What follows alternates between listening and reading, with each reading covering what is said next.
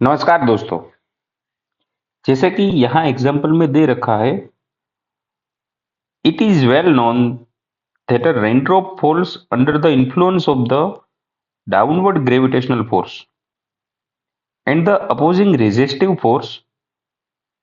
The latter is known to be proportional to the speed of the drop but is otherwise undetermined.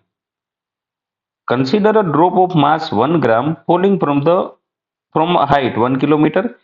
It hits the ground with a speed 50 meter per second. आपको पूछा गया है what is the work done by gravitational force, what is the work done bye unknown resistive force.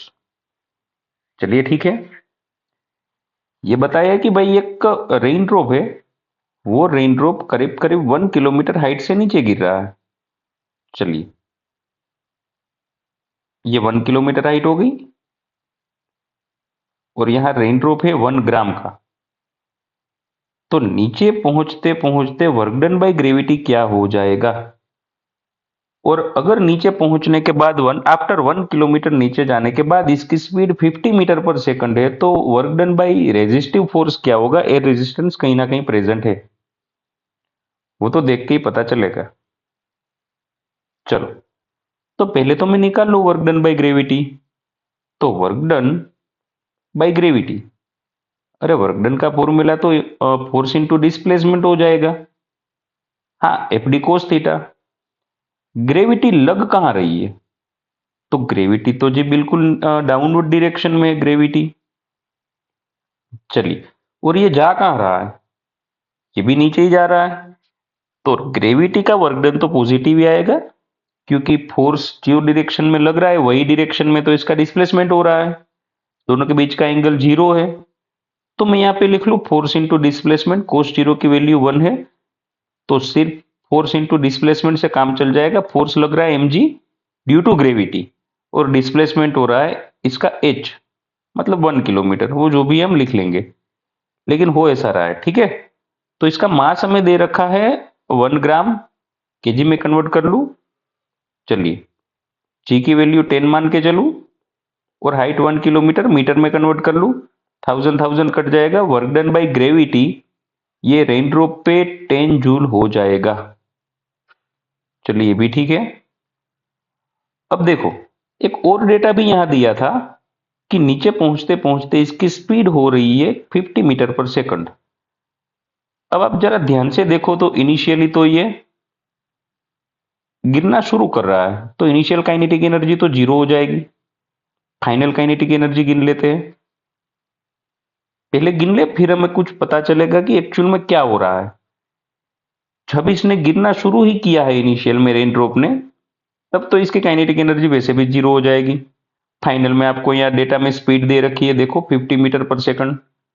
तो मैं final kinetic energy calculate कर लू, half M V square, half M V square. चलिए, half, वैसे इसका मास यहाँ पे दे रखा है 1 ग्राम, 1/1000, और स्पीड दे रखी थी 25, सॉरी 50, 50 का स्क्वायर हो जाएगा 25, 2500।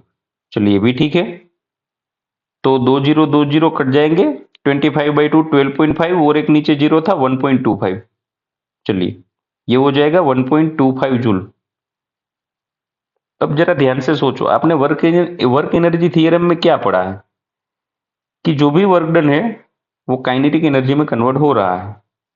अब अगर आप ध्यान से देखो, तो ग्रेविटी ने वर्क डन किया 10 जूल,